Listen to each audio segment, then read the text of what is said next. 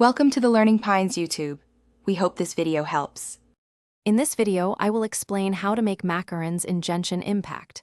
First, understand that macarons are a fantastic healing dish for your characters. You'll need to gather a few common ingredients found across Teyvat.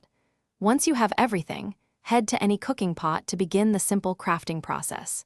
This guide will walk you through each step, ensuring you can easily prepare this sweet treat for your adventures. To start making your macarons, you'll need 3 key ingredients. First, gather 2 units of sugar, which can be purchased from general stores in cities like Mondstadt or Liu, or crafted from sweet flowers. Next, find 1 almond. These are often sold by food vendors. Finally, collect 1 bird egg, commonly found in bird nests throughout the open world or dropped by certain enemies. Once you have these, you're ready for the next step. With all your ingredients in hand, it's time to cook. Head to any cooking pot you find in Teyvat, whether it's in a city or out in the wilderness. Interact with the pot to open your cooking menu.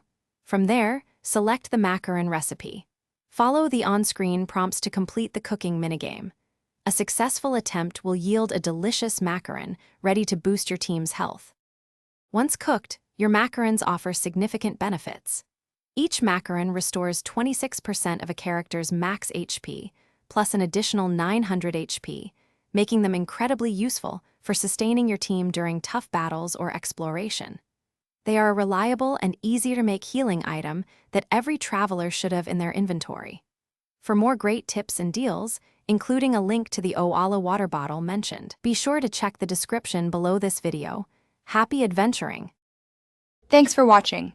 Consider subscribing if we helped you.